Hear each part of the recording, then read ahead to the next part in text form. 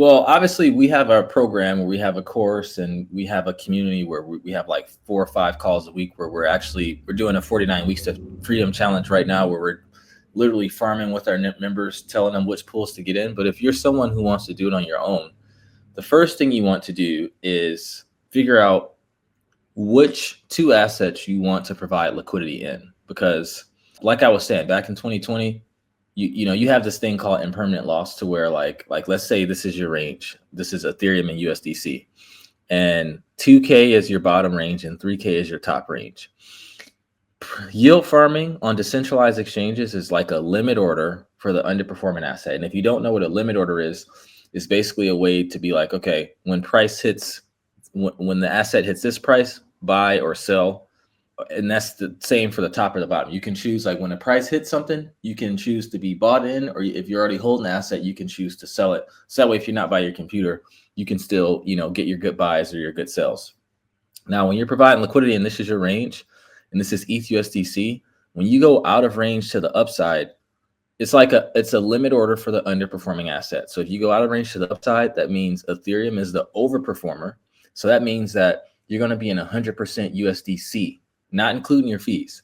And if it goes out of range to the bottom, you're going to be in 100% ETH because ETH is the underperformer, right? So you don't want to provide liquidity for any asset that you wouldn't be holding on your own in your wallet, because if that asset goes to zero, then like I said, it's going to limit order buy it, and you're going to be in all of that asset, and you're going to lose your ETH or whatever asset that you paired it with. So after you go ahead and find what assets that you want to provide liquidity for, you want to find projects with what's called good volume to TVL ratios. Okay, so we have this custom tool that we have. It's called our Yield Hunter tool. Now, there's something called a volume to TVL ratio. Volume is the amount that's trading hands. TVL is how much liquidity is in that pool. And the best way to understand this is thinking about Pac-Man, right? So if you have a good volume to TVL ratio, that means that the volume, the amount that's trading daily, is higher than what's in the actual pool. Because anytime it's being traded, that liquidity is generating fees. So like this pair right here, I'm not sure what GIB is, but this tool, it basically shows all of the highest yields in all of DeFi in real time. And I have it filtered to base, but we can look at all chains. But this is the base show, so we're keeping it on base. So right now in base, the top pool on base is GIB wrapped ETH. Right now it's paying an APR of 4,192%. I'm not getting in that pool because I'm not sure what GIB is. This is also a 1% fee tier. So that means it's a 1% fee on each swap because it's a higher risk pair. But if you look at the volume and TVL ratio score, it's 11.49. And what that means is you have volume of 2 million. So you have $2 million being traded daily right now, but it's only 176K in liquidity. So that means this 176K is being used 11.4 times.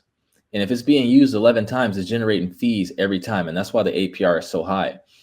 Now, if I scroll down, right, these volume to TVL ratio scores aren't good. So Tony wrapped ETH, you can see that, okay, the yield is still 220. It's still good. But here, let me see. What is this? The correlation. Oh, that's the correlation. Okay, I'm not sure where that pair went, but like if we go back to, let's just look at Kurt wrapped ETH. Well, in fact, I see Zora down there. Zora's an absolute giant. It's the talk of the town, really.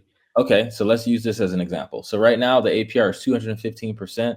The reason why it's a zero correlation is because it's paired with a stable coin, and this is going to have a Zora wrapped ETH is going to have a higher correlation because Zora and ETH is going to move closer together than Zora and USDC, because USDC is designed to be at a stable price. But if you look at the volume to TVL ratio, you can see here that it is $12.4 million in volume, but the TVL is 6.3 million.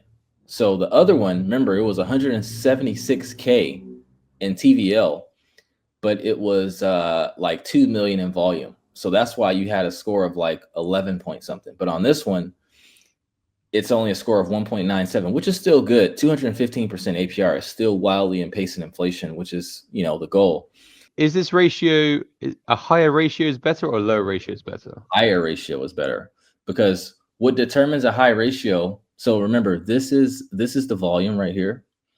This is the total value locked, the available liquidity. So if you have a TVL, like let's just say, for example, this TVL is 6.3 million, right? But let's say the volume is only 3 million. That means that you have a TVL that's higher than the volume. So going back to the Pac-Man example, if you have TVL that's higher than the volume, then that means that you have more Pac-Man with less dots to eat. But if you have volume that's higher than the TVL, right, that means that you have less Pac-Man with more dots to eat. It's less liquidity, but it's being used more times. Does that make sense? Yeah, absolutely.